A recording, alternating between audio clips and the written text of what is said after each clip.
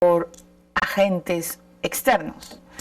Y dos, ¿por qué el día, la noche en que él va con el general Quetín Vidal, que ayer él lo ha dicho, que van juntos en el auto, ¿por qué Benedicto Jiménez no aparece en el video? ¿Por qué, si él había sido el jefe y además había dado la orden a Miyashiro de que allane la casa de los Sauces, ¿por qué él no aparece? ¿Qué fue lo que pasó esa noche? ¿Qué historia se quiso contar o qué pasó en el GEIN? Y tercero, ¿por qué el GEIN detesta tanto a Quetín Vidal? Muy bien, el equipo del GEIN, cuando captura a Abimael Guzmán, estaba integrado por 82 policías, entre hombres y mujeres. Cuando empezaron en 1990 eran 5, pasaron a 82. Y los rumores es que eran muy autónomos, ¿no es cierto?, que eran muy independientes. Entonces yo le tengo que preguntar varias cosas. Primero, Coronel Jiménez, ¿por qué es verdad que eran autónomos? Primer punto. O sea, es verdad que ustedes hacían sus cosas, que eran muy crípticos, que no informaban así nomás al superior qué es lo que era lo que estaban haciendo por temor a soplos, por temor a filtración de la información. Nosotros teníamos, así como el principio de vencer sin luchar, teníamos otro principio que es oportunidad de sorpresa. Oportunidad y sorpresa. Sí.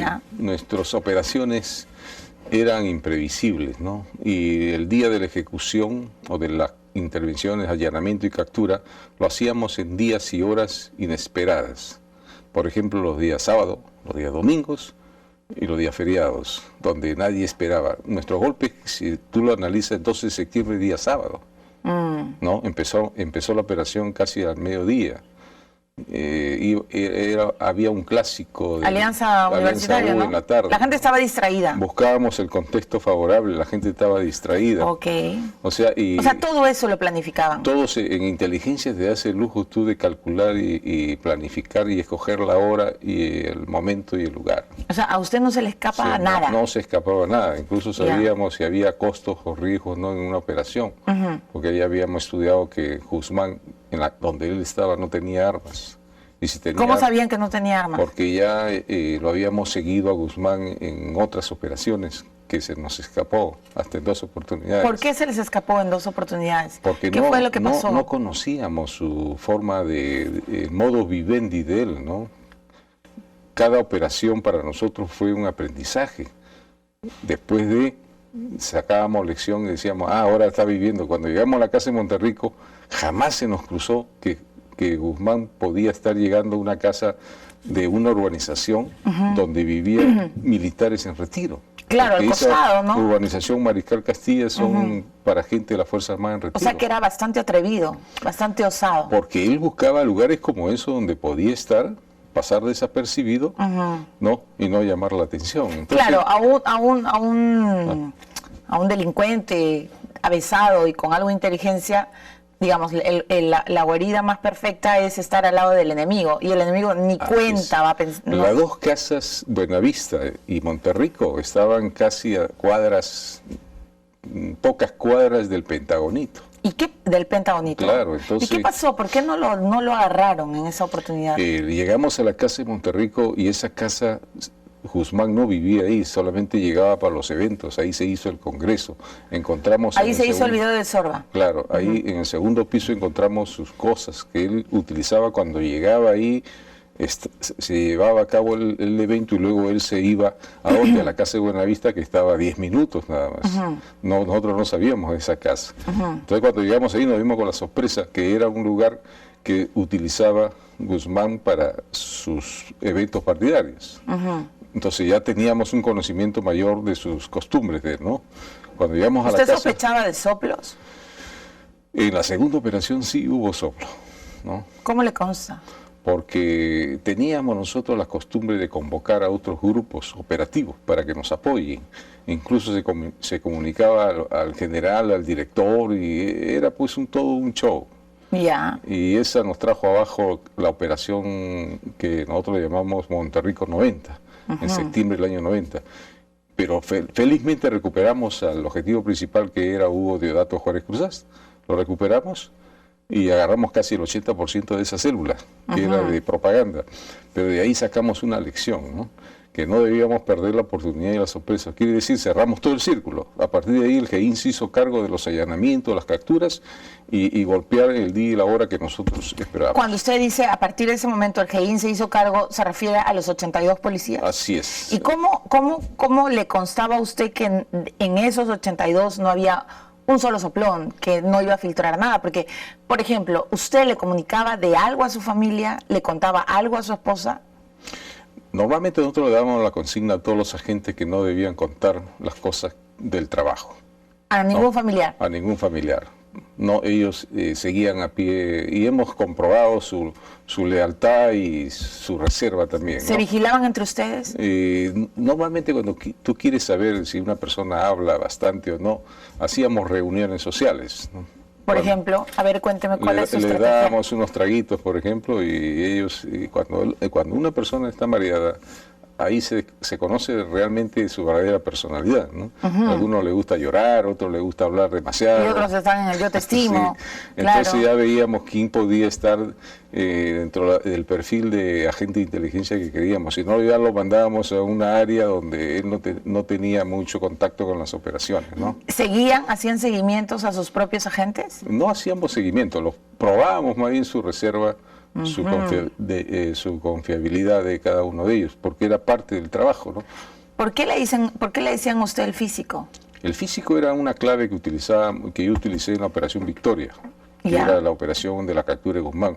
Pero en las anteriores operaciones, que fueron como 15 más o menos, nosotros decíamos, ya, esta operación vamos a escoger grandes filósofos. Ya, Marcos, tú te vas a llamar Platón, yo me llamo Aristóteles, y comenzamos así. ¿Por qué?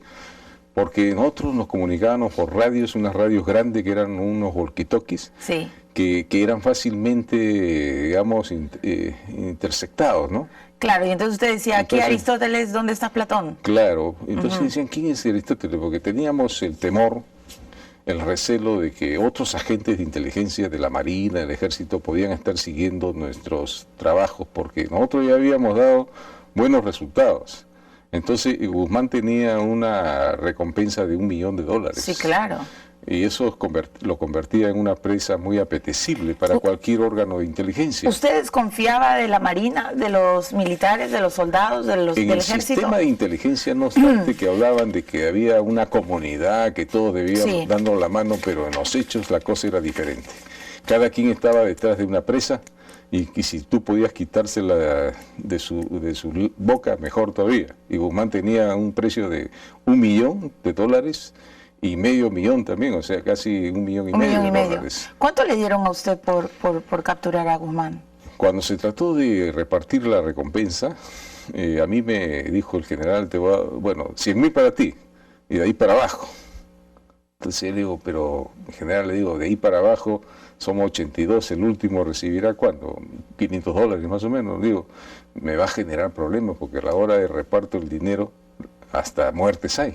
Históricamente se ha demostrado eso. Sí, claro. ¿No? Entonces le digo, ¿por qué? ¿Por qué no fue partes iguales para todos? No, y yo le digo, mejor que sea partes iguales. Usted le dijo a Ketin Vidal. Claro, pero me dijo, pero hay gente que recién ha llegado hace un mes, hay otros que estuvieron de vacaciones.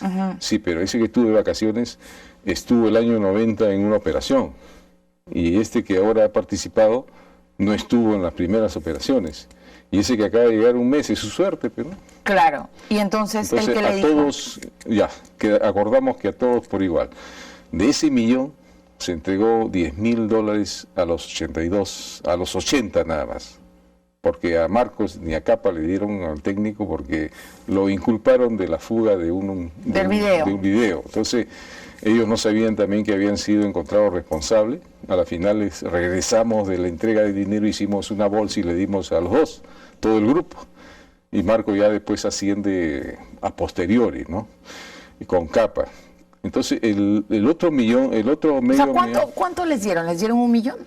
No, del millón separaron $800.000 y nos repartieron entre los 80. Cada uno recibió 10.000. Ya. ¿No? Ok. ¿Y los otros 200.000? Y eso lo manejó ya el general Ketin Vidal. O sea, Ketin Vidal se quedó con $200.000. Se supone que entregó... ¿Que él lo donó? No, donó y entregó al grupo de la DINCOTE, ¿no? O sea, ya... También dice, ayer dijo que también le había entregado una suma a Cipriani. Posiblemente, yo no sé cómo se manejó esos 200.000, ¿no? Pero usted le ha dicho a Carlos Paredes en el libro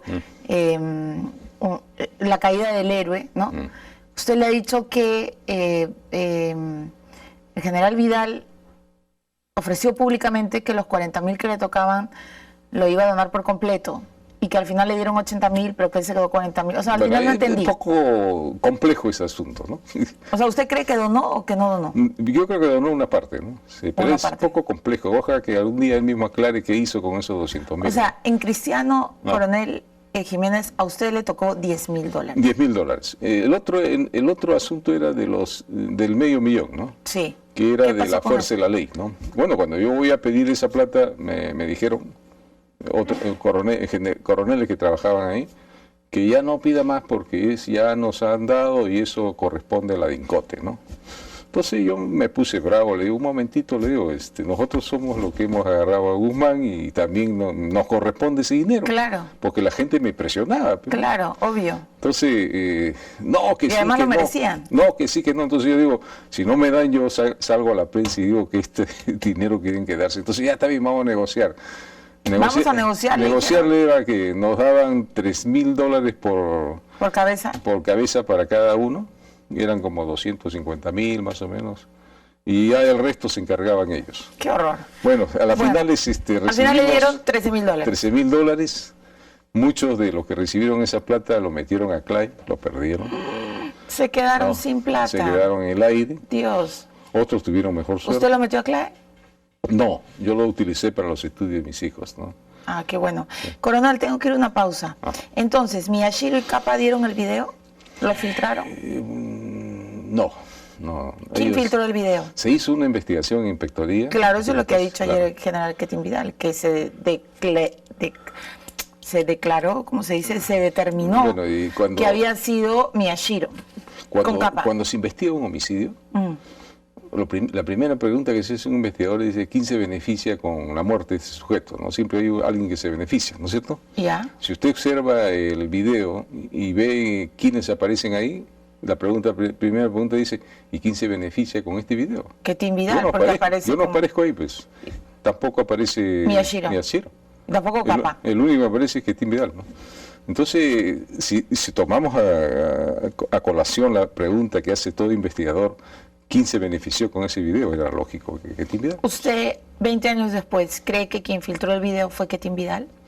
Y esos son los grandes misterios que quedan todavía de esta historia. ¿Pero ¿no? usted qué cree?